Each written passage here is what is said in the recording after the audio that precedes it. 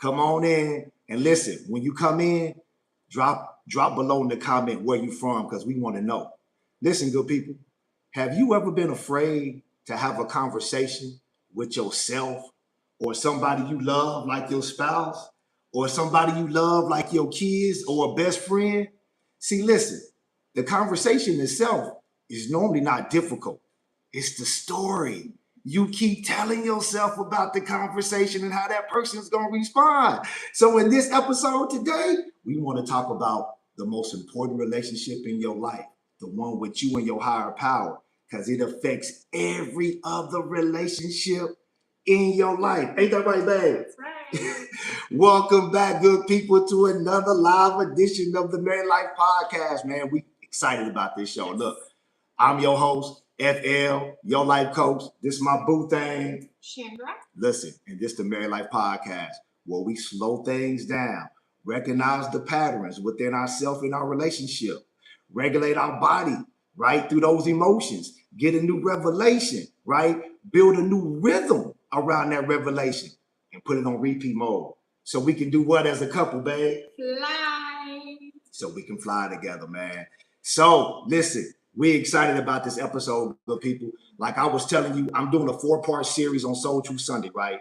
Four legs of life: identity, relationships, health, money. So as I do those episodes on Sunday, these episodes are going to be a spinoff because we're going to show you how you talk yourself through pressure moments affects every other relationship in your life. So that's what this episode is about, man. You ready to get into it? Because we had a hell of a week these last 2 weeks. And we finna tell y'all about it, how we talked ourselves through it individually, and then how we had to talk ourselves through it as a couple, then as a parent, as an entrepreneur. You ready to get into it, man? Let's do it. All right, listen. So this first part we want to talk about, the conversation wasn't hard. That's the title of this first part. So if you watch the Soul Truth that I did on Sunday, I kind of gave a little backdrop on how the deal, this huge deal in our cannabis business that we were supposed to get, it didn't come through, right? And you see wifey's face? It didn't come through, right? And then we're dealing with, a lease agreement. Our lease was coming up, at the place that we're staying at. And then we got to get some licenses for our cannabis business. So all this pressure was hitting at the same time, right? And did I mention that huge deal didn't come through? Okay, so listen. What do I mean by the conversation went hard? So when I got all this information, guess what? I had to have a conversation with myself, right? First, I had to have a conversation with myself and walk myself through the disappointment and walk myself through those emotions. But then guess what? I had to have a conversation with wifey. And guess what? That conversation with wifey, I felt like, that conversation gonna be difficult. Ooh, wifey gonna be wigging out. Wifey gonna be feeling like a certain way. I wrote this down because I'm a note taker. Man, wifey gonna be panicked. She gonna be discouraged. She gonna think the deal ain't gonna ever happen. She gonna think we fall behind. You see the story? This is the story I kept telling myself, right? So this is what actually made the conversation difficult. It wasn't that the conversation was difficult, because after we had the conversation, the conversation was smooth. But guess what? The relationship with myself, how I talked myself through all of that, was going to directly affect the relationship that I had with wifey. So now you on point. Now you on deck. I just want to tell my side. So talk to the people about a little bit how you felt doing all that, what you felt, what you heard when I actually called you with that, and what you felt, and then what you saw in me when I showed up. Could you tell that I was fighting through it, or could you see it on me? Was I frantic? Talk to the people, babe. Talk to the people. Well, I don't know if you know this, but you know how I'm a pessimist. Yeah. So I really honestly that's why I probably asked you all those questions during the week, because I'm like, is this really going to happen? Because it had already been pushed back, I don't know how many times.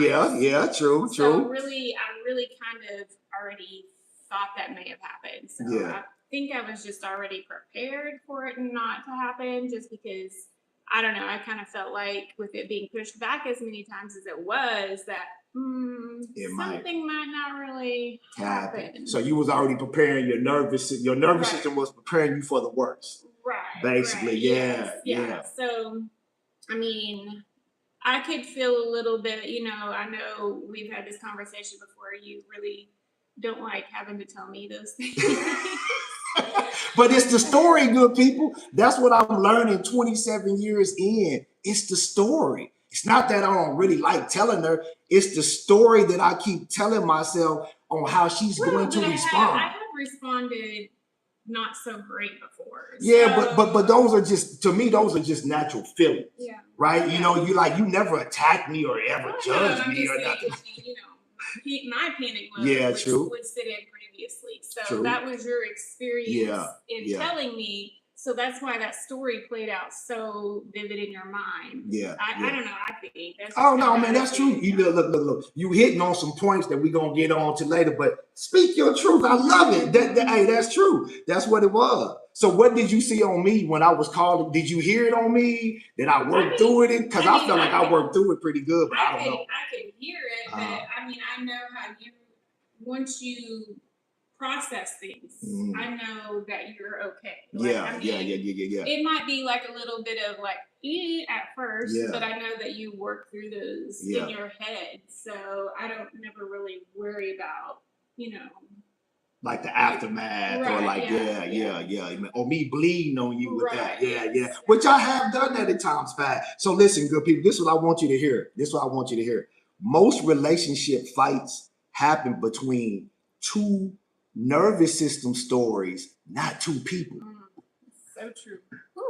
Woo. Most relationships fight happen between two nervous system stories and not between two people. Right? So that's what you got to understand. The conversation is never difficult.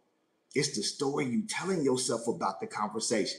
So how you walk yourself through pressure moments matter because that's going to show up with your spouse, right? So listen. So part two, anything else you want to say about that part one? Okay. So part two, we talked about, the lease. That was part of the pressure. So guess what? Now I had to tell our oldest son, right? Because, our oldest son is 14. So let me set this up. Our oldest son is 14. Shout out to Z-Man, baby Zechariah. So, her mom moved in with us not too long ago. So his space totally got eliminated, right? So now he has to share a space. So the story, good people, because we have made a strategic decision, right? When we first moved back from Florida, we gave ourselves 3 years to kind of get everything back going. It'll be 3 years in November, right? To build our last house and do all that stuff, right? So long story short, the vision, it just makes more sense to stay where we are, right?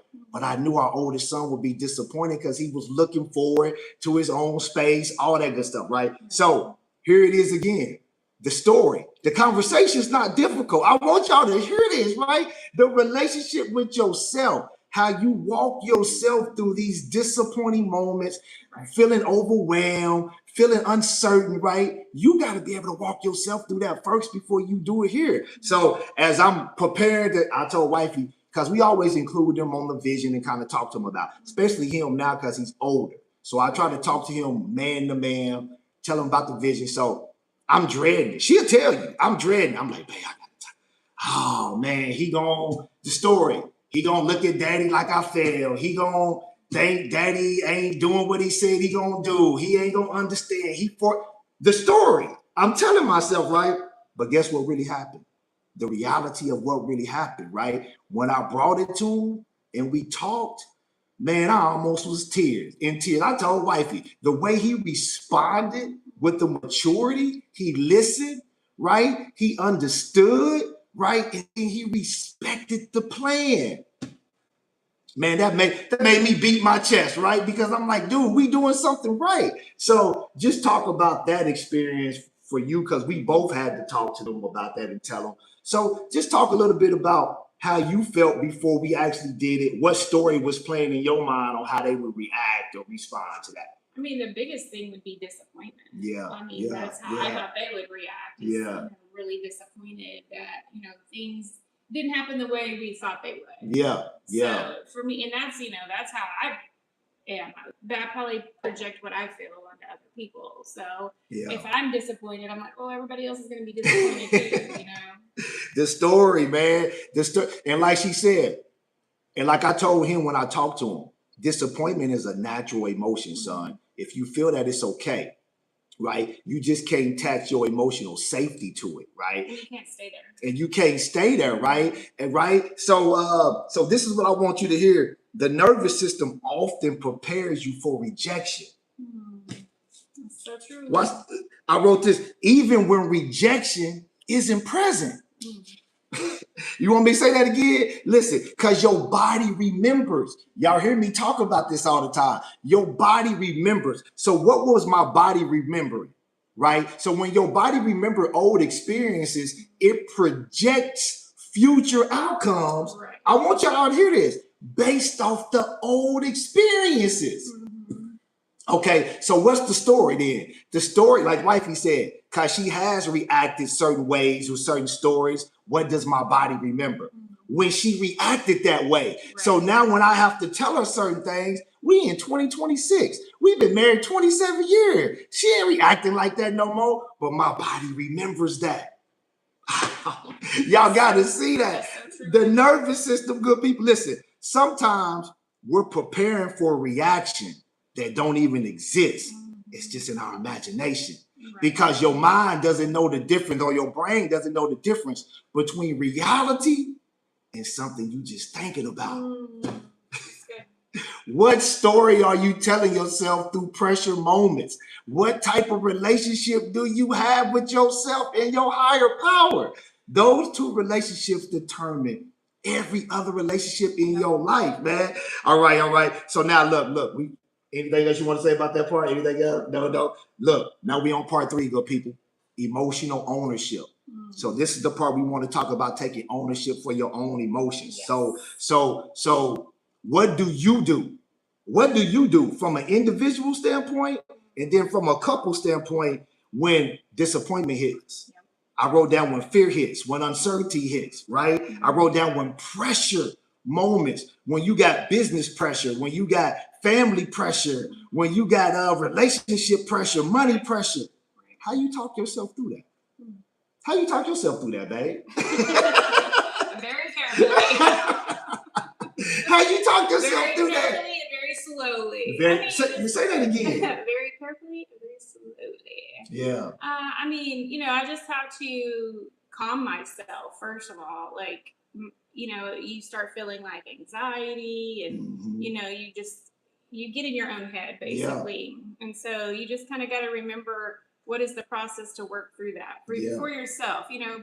Certain people have their own ways to deal with things. So whatever works for you, do that. Do it. That's it. Find out what works for you to get yourself through those moments. That's it. I like that. Find out what works for you to get yourself through those moments. Because here's the deal. You have to take emotional ownership. That's not for your partner to own your emotions, to own your disappointment, to own your overwhelmness, to own your uncertainty. Don't put that on your partner. Don't put that on your kids. Don't put that on people close to you. That's not their responsibility. That's yours. So how do you handle your emotions? How do you talk to yourself? How do you treat yourself? See, I wrote down emotional ownership is recognizing, there go that 5R framework, recognizing the feeling, right? Regulating your body through that feeling, right? Getting a new revelation on what to do different in the moment. Whether that's just isolating for a little bit to get yourself together, whether that's changing your wording, right? And then putting that on repeat mode. So every time life pressure moments come, you got a system for it. You got, because the brain loves patterns. Your nervous system loves patterns, right? So this is the soul truth I want you to understand. Ownership isn't controlling your life. When I say emotional ownership, that's not controlling your life. It's ownership is learning how to respond to life, right? Because you can't control every aspect of your life. So when I say emotional ownership, it's learning how to respond to life and stop reacting to it. You got what you want to say, what you want to say. Yeah, you know, you got to stop reacting to it, good people. So listen, part 4. What did we really learn this week, babe? I want you to give the people, you know, what did we really learn about how to handle disappointment, how we had to walk ourselves through it, about emotional ownership, not ownership on paper. So let me say it like this.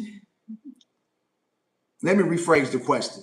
What did this week or the last couple of weeks make you show up with? You know, you had to show up with presence. You had, like you said, slow yourself down. So what did it really show you that you had to do the last 2 weeks to kind of walk yourself through that? I mean, I just, again, gotta do what works for me. Like when I start feeling anxious or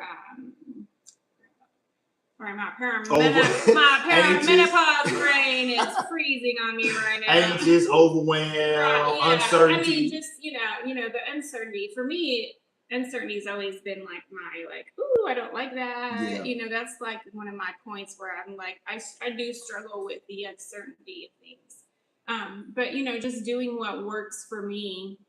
I like to listen to things a lot, so I have to slow my brain down and really be present, you know, remind myself what's really going on, what's really happening, and, you know, just listen to positive messages. For me, I just got to keep that positive thing going in my brain all day long. No, so that's I don't real. let my negative thoughts overtake me. No, that's real. That's patterns, good people. You got to recognize them. You got to be able to regulate yourself through it. And for me, it just taught me that, man, you can't attach your emotional safety to nothing but reality. That's what the last couple of weeks has taught me. And I've already knew this because I teach it. I've been teaching this over 20 years, but life always brings you moments to remind you, right? To make sure that you really are embodying what you say you teach it, right? So for me, that's what I keep reinforcing, right? The story is not your reality. That's your nervous system's old experience, right? So you got to retrain your body to the new story, to the new experience, right? So you can never attach your emotional safety to the story, right? So that's kind of what it taught me. So let's just talk about, and before we get to the last part, we almost done, man. I want to leave you with this, though, before life gives you more responsibility, it usually teaches you how to carry that responsibility. Oh, okay, man. Look, that's gonna hit you later when you driving to work and you hear that's gonna hit you tomorrow, right? Okay. So now let's just talk about the marriage shift that we had to make. You know, recognizing the old patterns of reacting. I wrote down panic, attaching safety to outcomes, and then we had to recognize the new patterns. You already kind of touched on it. We had to pause. We had to separate the facts from the story, right? And then we had to create action steps moving forward, right? But we had to do that together, right? And so just kind of touch on a little bit when we did come together after you had to regulate. What was that conversation like for you moving forward? I mean, it was calm. It was peaceful. It was reassuring. Yeah. You know? I mean, when you can talk to your spouse and you're both not in a dysregulated nervous system, it's totally different. Yes. And when you're trying to talk and you're just like, and you scream and holler, and you know what all the screaming and hollering come from? Dysregulated nervous system, the stories that you've already told yourself. Right. So now when you get into the conversation, your body has already prepped you for rejection. Your body has already prepped you to be misunderstood. Right. Your body has already prepped you to be on the defense mode because you already telling yourself they're gonna attack it. That's where all that comes from. Yeah. You gotta slow it down. That's why I wrote the goal isn't perfection in a marriage or anything, because perfection don't exist. The goal is regulation, good people. You got to regulate yourself. You got to regulate yourself through life in order to get the best out of yourself through life. Yeah. Okay. Anyway, listen, growth isn't supposed to ever feel comfortable because you're shedding something, but you got to find a way to make it feel safe. Right. Ooh, okay, listen, that's what the products do. Y'all hear me talk about this. Click that link, right? If you trying to build a better relationship with yourself, The Use It or Lose It 6-part audio series plus workbook. Click that link. The 21-day money reset regulation. Click that link. Or email me, flthelifecoach@gmail.com for your one-on-one soul truth power session. I can help you with that with our 5R framework. Okay, babe, man, we about to close it out, man. Anything else you want to say? Look, I'm looking at my notes, man. Y'all know I'm a note taker, man. Y'all know I'm a note taker, man. So listen, good people. This is what we want to tell you, man. This is what we learned this week, right? About the story. You got to be careful with the story, right? Unless your story is updated to 2026 and what's serving you now, unless your story is really part of your identity, you got to be careful with the story.